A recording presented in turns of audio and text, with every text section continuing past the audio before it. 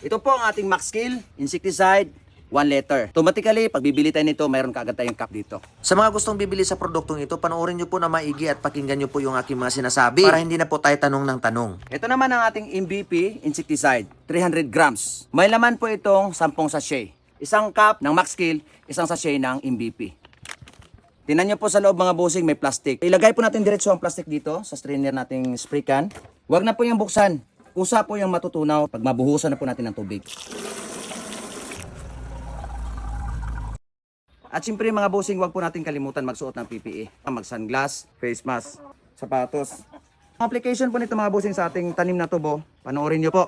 Kasi iba po ang pag-spray nito kumpara sa ating herbicide. Ang herbicide drop po ang nozzle, pailalim.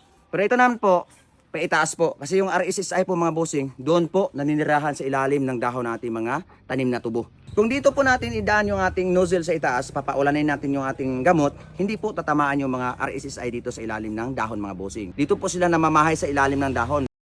Ito, sa mga hindi lang po aware ha, papakita ko po sa inyo kung saan ho natin matatagpuan yung mga pisting RSSI. Dito po yan sa ilalim ng mga dahon ng ating mga pananim na tubo. Kung mag-spray tayo at mali po yung ating pag-apply, sayang. Yung doses na naipakita ko sa inyo mga bossing, kung sakaling nasa stage 2, 3, 4 na po yung viral ng virus doon sa ating taniman ng tubo, hindi po pwedeng lasa or labnaw lang yung ating itimpla mga bossing kasi hindi man yan matamaan. Mananatili po yan dyan as long as nandyan pa po siya, magpo-provide po yan ng mga supplement. Remember po mga bossing, ang RSSI na peste, hindi po yan dyan aalis at hindi po yan titigil hanggat may natitira ka pang mga puno ng tubo. Ibig sabihin, ilulugmok niya yung mga tanim mo. Halagang paalala po sa inyo na kung sakaling wala pang RSSI yung tubo ninyo mga bossing at yung katabi nyo, ayun, inatake na. Huwag po kayong magpakakomportable. Nangyayari sa kanila at posible rin mangyayari sa iyo. Maraming ways ang transportation ng mga pesting yan. Pwedeng sa hangin, pwede sa tao, gagapang din po yan sa lupa, pwede rin po sa mga hayop at sa mga langgam or mga subay, mga lamigas. Carrier po yan sila mga bossing. Kung mga nagtatanong sa akin regarding sa dosage at kung saan po ba aabot yung 300 grams na MVP at yung 1 liter na Maxkill insecticide, mga bossing, hindi ko po yan ma-compute sa inyo. Pindi nga po sa tama or damage ng inyong mga tubo. Kaya naman ngayon, kung viral na, magtimpla ka lang ng underdose, walang mangyayari doon. Mga inquiry, hindi ko po sigurado mga bossing kung ano na po yung itsura ng inyong tubuhan dyan. Kaya yun nga, kung magtimpla po tayo ng underdose, dapat lang po yun mga bossing sa mga eryang wala pang tama. Yun lang, it's all up to you, pero wag mo akong sisihin. And that is your choice. Hindi po ibig sabihin na hindi ka mag-spray dahil yung sayo wala pang RSSI at yung kanila mayroon na. Magkatabi po kayo ng taniman or tubuhan, posible po mga bossing na magkakaroon ka rin yan. Lagi ko pong sinasabi sa inyo, prevention is better than cure. Unahan mo na. Hindi naman natin pwedeng isa-isahin yung dahon ng mga tubo sa isang ektarya. Nakikita mo parang healthy lang pero hindi mo alam meron na pala. May mga nag-inquire po sa akin mga bossing na wala pa daw pong tama yung kanila pero yung mga kapitbahay nila meron na. At malala na. Parang sinasabing i-underdose lang niya dahil magpe-prevent lang siya. Sa madaling salita, nagtitipid po siya. Problema po yan mga bossing. Baka magkaroon nga ng resistant yung RSSI at hindi po mamatay. Lalo pang lumala at babalikan mo ako ay mahirap yun. As long as possible, kahit nagpe-prevent na po tayo mga bossing, nasa tamang dosage po tayo. Wag po nating i-underdose. At kung sakaling meron na nga po talaga mga RSSI yung ating mga tubo, dapat lang po mag-overdose. Kung pwede lang, one shot para hindi na po tayo pabalik-balik ng gastos. Medyo apiki po kasi yan sa bulsa. One shot lang po mga bossing. Kung sa COVID-19, Janssen. Hirap yung paulit-ulit ka, baka magastusan ka pa. May mga tumatawag sa akin, itong sabi nila, kunti pa daw yung kanila. Ay, wag po nating underestimate ang mga pisting yan. Tandaan po natin na ang pagsisisi ay laging nasa huli. At kung sakaling may utang ka pa dyan sa mga tinanim mong tubo, nako, parehas tayo. Kaya wag ka na magpargadugay pa. Salba mo na habang nasa stage 1 ka pa. Mga bossing, may idagdag lang po ako sa inyo. Kung sakaling mag-apply po tayo at masama ang panahon, wag po natin kalimutan mag-mix ng hosting. Hindi po yan gamot ng RSSI, hindi po yan insecticide mga bossing. Yan po ay pandikit lamang na kung sakaling uulan, siya po yung tutulong sa gamot na didikit at kakapit. Mula na't bumagyo, gumuho man ang mundo kung saan man lilipad yung RSSI na yan, kung sakaling nakadikit na po yung gamot sa kanyang katawan, sa tulong ng hostic,